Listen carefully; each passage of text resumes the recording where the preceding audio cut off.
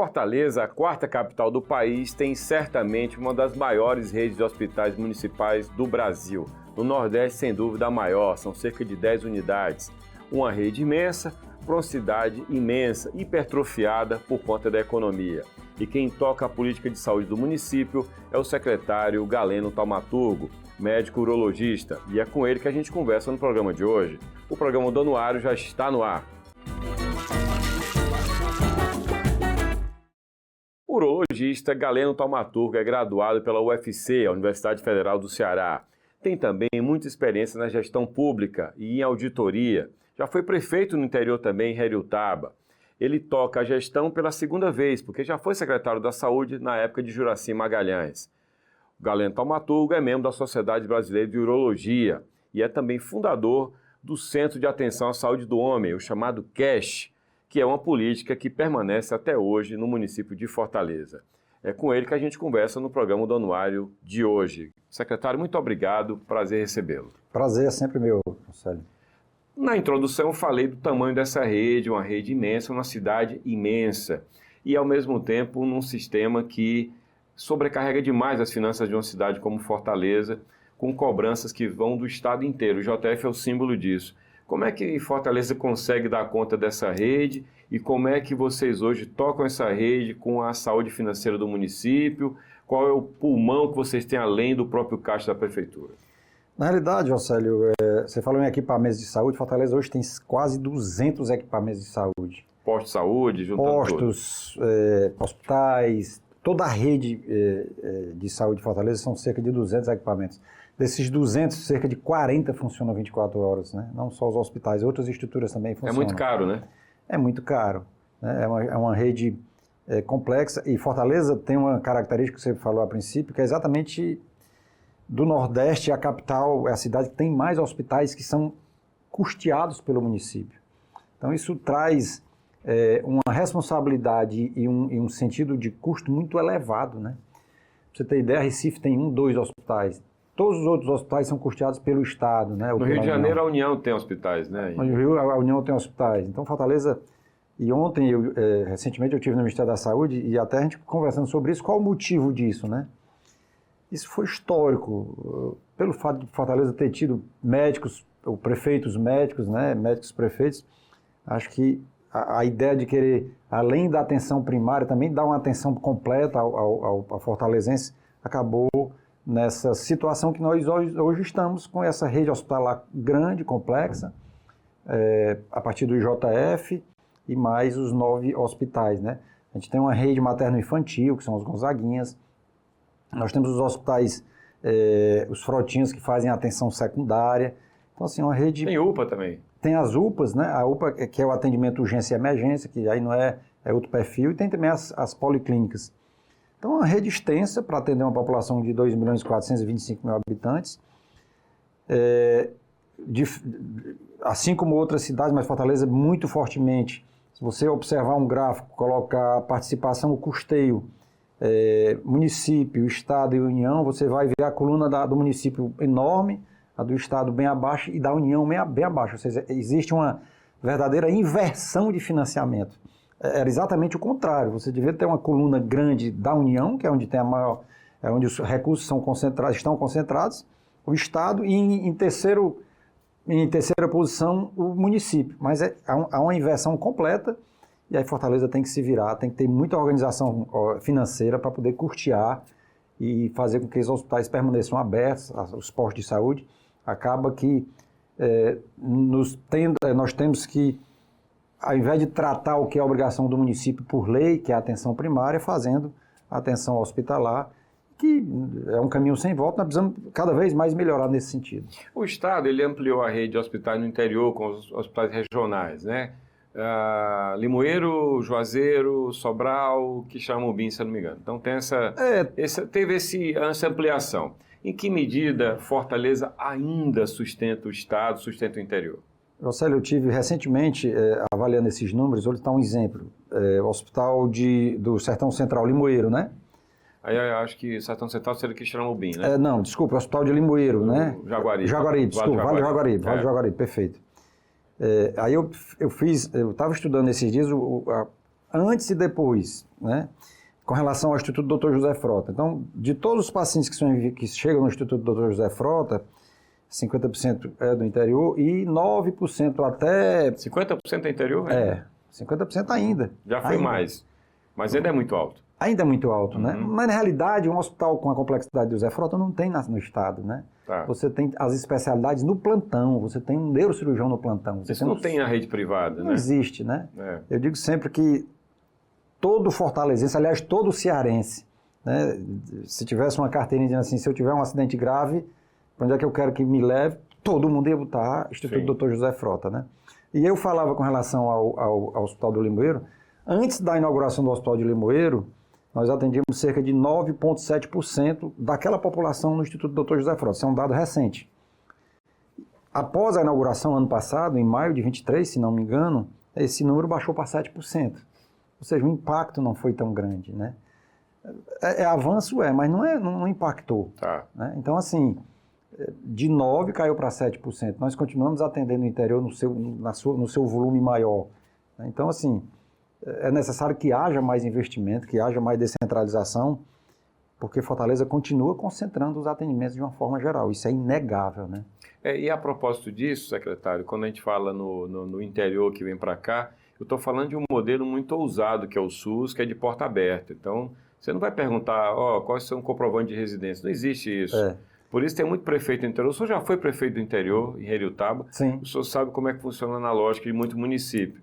Compra ambulância, manda para Fortaleza para o hospital mais próximo. É verdade. De grande porte. E às vezes, José, você falou, eu fui prefeito, e às vezes a gente tem uma tendência a reclamar do prefeito, mas realmente não tem um recurso lá também.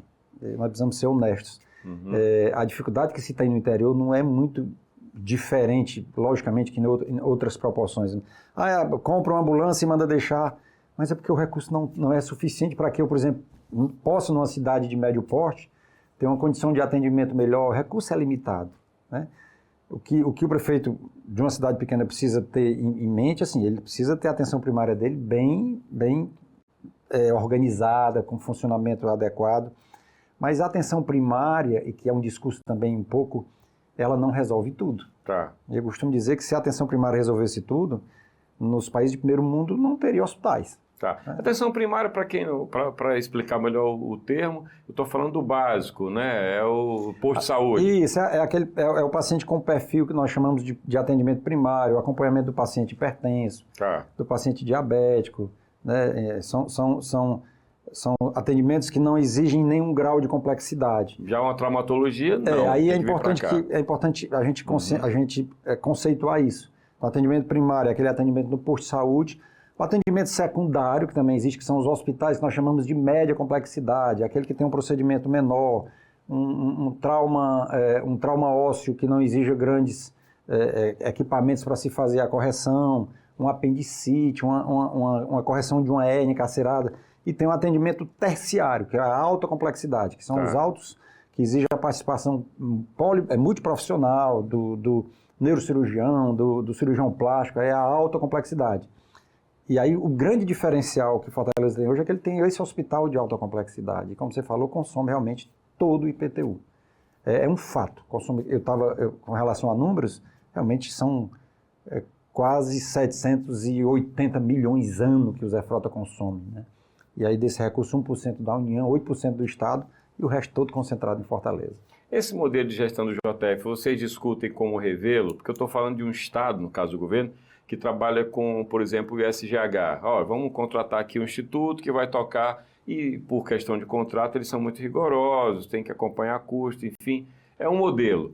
O modelo atual do JF, da rede municipal, vocês consideram consolidado ou há a possibilidade de revê-lo? Eu acho que todo modelo em saúde ele tem que estar sendo revisto, né? Porque nenhum é ainda, na minha opinião, nenhum modelo, digamos assim, esse é o modelo e esse aqui é o que deve ser seguido. Todos são questionados ainda, né? Todos são questionados. O Zé Frota é uma autarquia, né? Ele tem a independência, ele tem a autonomia. Mas na grande realidade o que o Zé Frota precisa é de mais ajuda, né? O que o Zé Frota precisa é de mais apoio da classe política de uma forma geral. Hoje a saúde tem muito custeio relacionado à emenda. O Zé Frota não tem emenda nenhuma de custeio, né? que assim, é de espantar, e é uma coisa que eu digo com uma certa tristeza, é que nós não temos emendas destinadas ao Zé Frota, e que é um hospital que atende a todos, né? Mas os modelos de gestão, e Fortaleza também está inovando agora com a FAGFOR, fizemos recentemente um concurso, é um outro modelo também. Então, todos os modelos, eles têm suas virtudes e têm seus defeitos, mas eu não vejo ainda, como gestor, nenhum modelo ideal que tivesse ainda me convencido do ponto de vista de resultado e do ponto de vista de custo, que esse modelo, o custo-benefício é o melhor que tem. Então, todos ainda precisam ser bem avaliados, mas não tem ainda o modelo ideal. Tá. O senhor falava no JF, a gente está falando do JF, me vem à cabeça aquela imagem que a gente disse, olha, nenhum hospital da rede privada tem um neurocirurgião de plantão, está de sobreaviso. Não, está de plantão, assim, está na privada. Na privada, não vai estar lá de plantão. E nem, às vezes nem tem. Nem sobreaviso. É caro manter esse time lá e o poder público arca com essa conta. E aí me vem à cabeça uma questão que eu trago para o senhor, que é a seguinte, as operadoras de plano de saúde estão cancelando os planos, isso tem acontecido no Brasil inteiro, de pacientes que dão muita despesa nos contratos coletivos. Fechei com a empresa X, poxa, essa empresa dá muita despesa, o pessoal adoece muito aqui, não queremos mais. E aí não renova o contrato coletivo, e aí aquele funcionário fica sem aquele plano, e aí, enfim, o mercado vai ocupar. No contrato individual não, ele não pode fazer isso. E quando não há renovação do contrato coletivo, ele vai para a rede pública. Qual é o termômetro? O termômetro é econômico. O que é que faz as pessoas procurar a rede pública? É quando a renda dele cai e ele não pode pagar o plano, ou é quando o sistema público melhora e ele passa a contar como na educação? São as duas coisas. Se você tem um sistema público eficiente, ninguém quer pagar plano de saúde. Se o sistema público ele não mostra eficiência, se eu puder pagar o plano, eu vou pagar o plano. Tá. Né? Então, assim, eu acho que é um somatório de fatores. As clínicas populares entraram no meio disso, né? No meio e um espaço grande, um espaço que elas ocupam, porque é mercado, né? Mas na hora de fazer o exame, ela vai para a rede pública, né? O paciente vai para a rede pública. Às vezes depende, às vezes até na clínica dependendo, tem a oferta do exame também. Tem o preço lá? Tem. Mas é mercado, né? Você vê Fortaleza hoje, nós temos, com a ampliação da atenção primária, que é outro assunto importante para falar de uma cidade, com o que o prefeito de Sá está fazendo agora na atenção primária, eu considero a maior revolução da atenção primária de Fortaleza. E olha que eu fui gestor de um médico que também tinha uma visão espetacular. Juraci Magalhães. Tinha uma visão de coisas que hoje eu percebo que agora que está chegando, coisas que agora que... Por exemplo? Programa de saúde do escolar, que o Ministério está voltando a insistir na importância de acompanhar o aluno na escola pelo posto de saúde. O doutor Juraci falava muito nisso. O SAMU, o doutor Juraci lançou aqui o SOS Fortaleza. Foi o SOS Fortaleza. Começou com o Juraci. Começou aqui. Cambraia continua, então. O doutor Juraci foi o fundador. Era a ideia que ele tinha que houvesse um atendimento que as pessoas pudessem ser atendidas no meio da rua. E aí o Ministério pegou a ideia, eu lembro até de um fato que na época mudou-se o nome para SAMU e o doutor se chateou, o ministro Humberto Costa veio aqui, ele não foi receber o ministro, porque ele insistia que o nome tinha que ser SOS.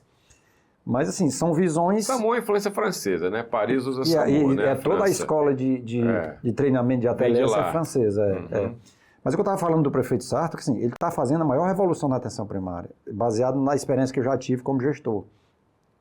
Ele vai entregar, Jocélio, 16 novas unidades. Nós temos hoje 118, né? E aí ele vai entregar mais 16. Se você considerar que o prefeito Sarto pegou 2 anos de pandemia, nós tivemos a segunda onda de pandemia em 21, né, e o início da vacinação, mas nós achamos que em 21 a coisa ia acalmar, não acalmou, teve outra crise seríssima. Então, não só ele, mas de uma forma geral, todos, e aí quando você tem uma crise dessa magnitude, o sistema de saúde fica todo de ponta cabeça, porque você tem que concentrar esforços naquilo que era importante naquele momento, na vacina, no acompanhamento das pessoas com Covid, evitando óbitos, sem falar na limitação que os próprios profissionais de saúde tinham para desenvolver outras ações, porque estavam concentrados. Hospital de campanha, né? Hospital de campanha, tudo que pôde ser feito, foi feito para se... Fortaleza mostrou na época um dos maiores, das capitais que mais vacinou as pessoas. Assim, mobilizou centenas de pessoas no sentido de fazer esse trabalho. E eu quero dizer com isso que, na realidade, se você considerar a gestão do prefeito Sarto com relação à saúde, com relação às outras áreas, nós estamos falando de saúde, Considere de 22 para cá. De começo de 23 para cá. Tá. Efetivamente do começo de 23 para cá. E desse começo de 23 para cá, é que as ações estão sendo tomadas. Ele está reformando 96 postos. Requalificando 9 postos. Quando ele faz a entrega de 16 novos, ele está aumentando, Jocélio, a cobertura de atenção primária para quase 80% da população de Fortaleza. Então é uma verdadeira revolução. E eu digo sempre que não adianta também você equipar o posto, não adianta, tem que ter médico. Nós temos 500 equipes de saúde da família com médico, equipes completas. Tá. Um ou outro falta porque as pessoas adoecem naturalmente. A gente tem tido uma preocupação de não faltar o remédio, que é uma preocupação do prefeito também, no sentido de não deixar faltar o remédio. E aí, em cima disso, é que também eu acho que Fortaleza tem inovado muito com relação à saúde. Tem um aplicativo Mais Saúde Fortaleza que tem hora que eu fico assim olhando para ele, me dá assim, um grau de alegria, porque ele tem, eu acho que, não sei se eu já lhe mostrei, você pode consultar o estoque de medicamentos pelo aplicativo. O paciente fizer uso, por exemplo, de losartana, ele pode no aplicativo... Para pressão, né? Isso. Ele pode no aplicativo Mais Saúde Fortaleza saber aonde ele vai pegar o remédio e a quantidade de comprimidos que tem naquela unidade. É muita transparência e muito avanço. Pelo aplicativo, você pode, ao fazer um exame de saúde, fazer um exame de sangue do posto, você recebe o exame pelo aplicativo, não precisa você voltar lá, como um laboratório particular. Nós temos disponibilizando pelo aplicativo outra ação também, que eu acho que é muito inovadora da gestão, é você entregar remédio para as pessoas em casa, evitando que essas pessoas se desloquem. Você chama de tuk-tuk?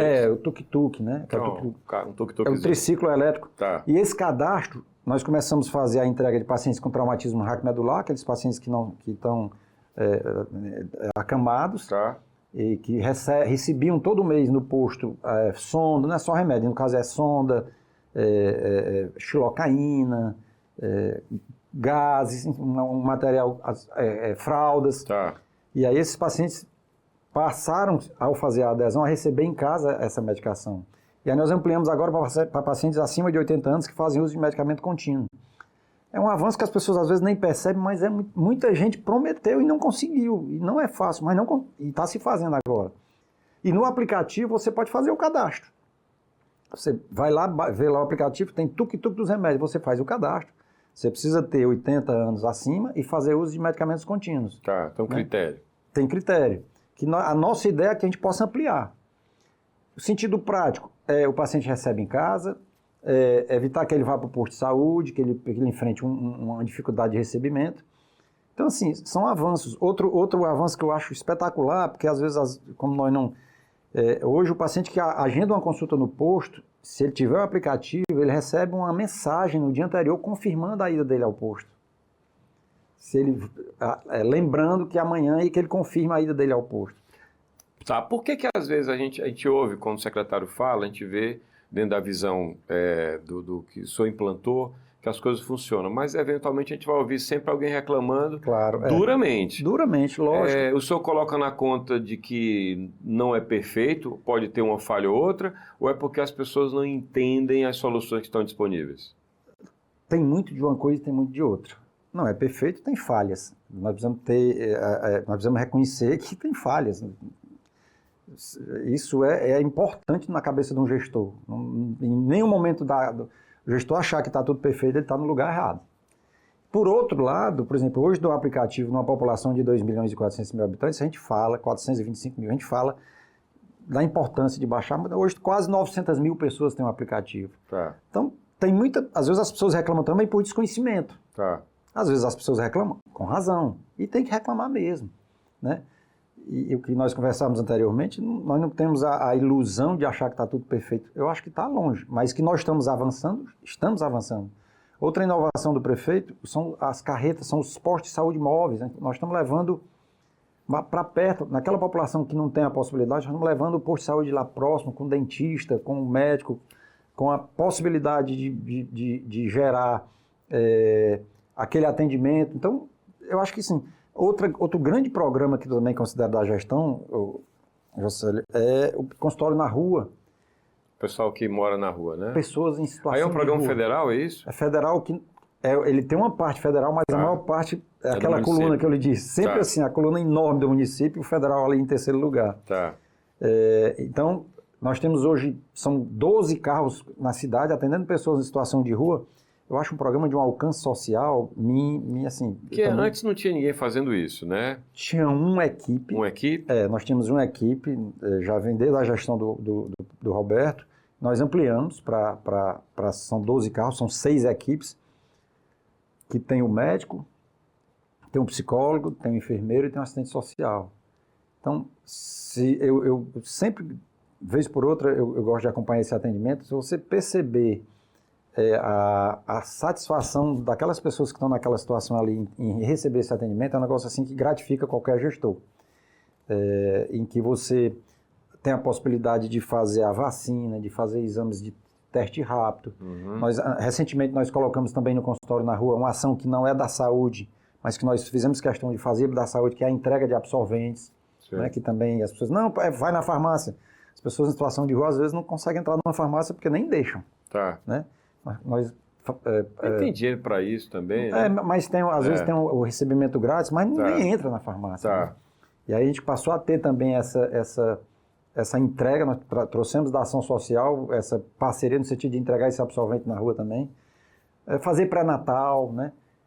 E assim, nós precisamos estar atentos, porque é uma população que cresce, uma população que está aí, é uma população que clama e muitas vezes nós não escutamos. Sim, né? O senhor falou em pandemia e falou em vacinação, e a gente teve um movimento em larga medida irresponsável, e às vezes até médico fez isso, secretário, que foi colocar em xeque a vacinação. Quando a gente tem uma tradição no Brasil de eficiência, da vacinação da Sabin e tantas outras. Pergunto ao senhor, qual foi o impacto dessa onda anti-vacina para as nossas coberturas e para o que o senhor tem visto hoje no cenário, eu vou chamar de pós-pandemia? Eu acho que ainda hoje nós sofremos esse impacto, o que é lamentável, né?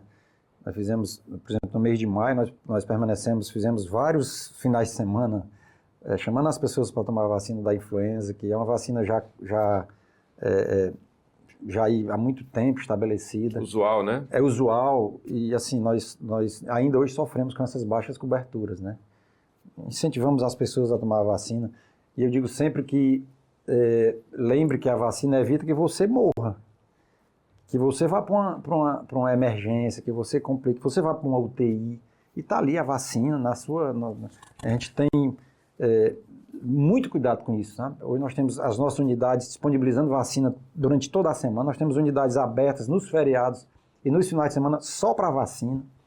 Fazemos vários movimentos no sentido de incentivar as pessoas, mas ainda hoje nós estamos sofrendo essa maneira equivocada de encarar a vacina, né? Lembrando a época do Oswaldo Cruz, assim, que todo mundo fechava as portas para não fazer as suas prevenções. O que é a ideia da Escola de Saúde Pública do município, secretário? E como é que ela está hoje? A ideia, João Célio, era exatamente Fortaleza com esse parque tecnológico, com essa quantidade de rede instalada aqui, só da prefeitura, né? Quase 190 equipamentos, para ser mais preciso. Nós precisávamos ter um local de fomento de treinamento, de aperfeiçoamento, de sensibilização das pessoas, e aí a Escola de Saúde Pública está vindo exatamente com esse objetivo.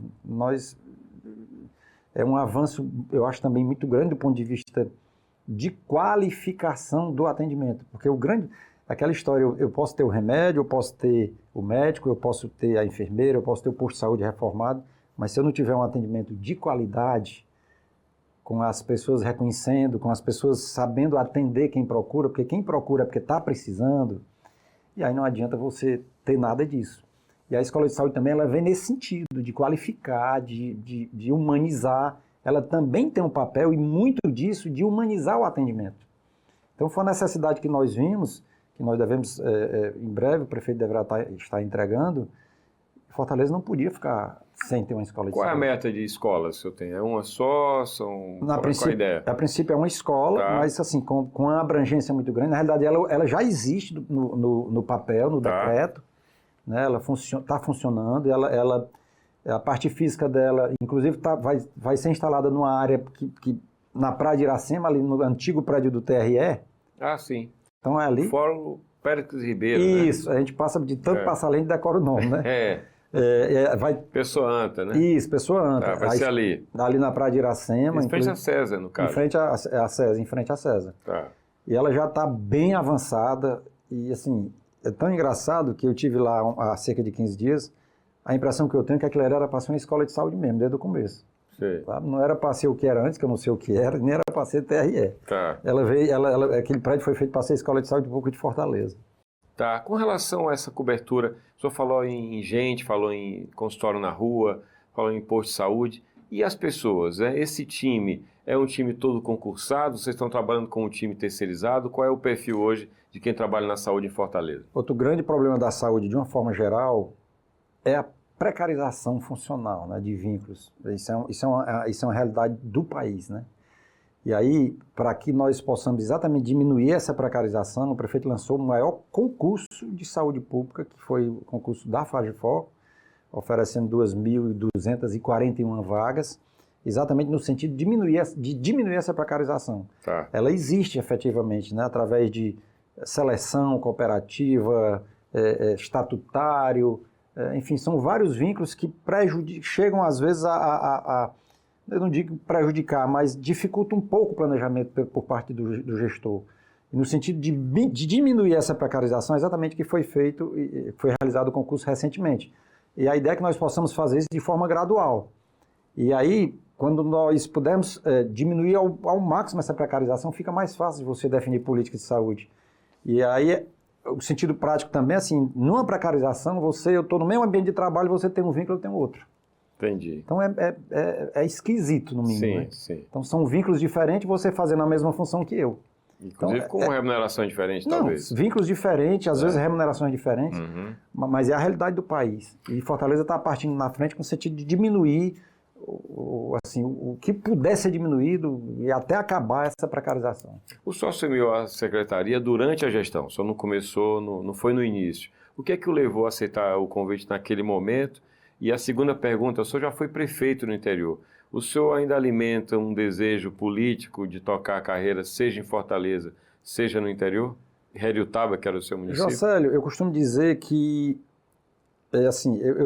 o meu planejamento de vida é o que está ao meu alcance. Eu brinco sempre, se eu vou viajar, eu vou viajar, eu estou planejado que eu vou viajar. Eu realmente não estava, eu fui secretário, fui prefeito, e eu não estava nos meus planos voltar a ser secretário. De repente recebi um convite, percebi que eu podia, a minha experiência, ser útil para a cidade, pelo fato de ter sido secretário há 20 anos atrás, pelo fato de ter sido prefeito, e aí eu me vi com a possibilidade de ajudar, né? E assim, a gente tem tido avanços, e eu preciso deixar muito claro que os avanços que a saúde tem tido em Fortaleza, eu devo muito à equipe, né? E também o trabalho dos secretários anteriores. Tiveram muita dificuldade com Covid, enfim, mas eu realmente não estava nos meus planos eu voltar a ser secretário. Foi um desafio, voltei com mais experiência, logicamente. Com relação à parte política, é o mesmo raciocínio. Eu não alimento, sinceramente, assim, a minha ideia, não, eu estou sendo secretário, agora eu quero ser isso, sinceramente. Eu deixo muito no que a vida pode mostrar. E aí, no que ela mostrar, se for o caso, eu vou aceitar ou não vou. Um exemplo prático, eu fui prefeito da minha cidade, que era um sonho que eu tinha. Lá nós fizemos toda a rede de saúde, que é bem menor, né? Lá são só 6 postos, mas nós fizemos todos os postos, a gente conseguiu avançar. Não fui para a reeleição. Você não quis? Não quis, foi uma decisão minha. Tá. Podia ter ido para a reeleição, enfim. Então eu deixo muito, esse tipo de ação que não depende muito da minha decisão e do meu planejamento, eu deixo muito que as coisas aconteçam de forma muito espontânea e aí na hora H eu tomo a minha decisão a ser tomada. Como é que o senhor está conciliando a sua carreira de urologista com a de secretário? O senhor continua a atender? Como é que o senhor faz essa agenda? Eu tenho 35 anos de urologia, né? Eu diminuí, logicamente, eu já iria diminuir, talvez assim, a gente tem um ciclo de vida que você precisa ter a consciência do onde é que está o seu ciclo. E lógico que o meu movimento de consultório, que as pessoas vão chegando, os novos vão chegando, a gente precisa reconhecer que é o lugar deles, isso é a vida. E aí eu concilio, continuo fazendo consultório, porque realmente eu gosto de fazer consultório, eu gosto de atendimento, eu gosto de ouvir as pessoas, diminuir o meu ritmo de cirurgia E aí eu tenho conseguido conciliar sem nenhum problema a função de secretário com a função de médico urologista. Ok, secretário, muito obrigado. Foi um prazer recebê-lo. Voltamos a falar em outra oportunidade.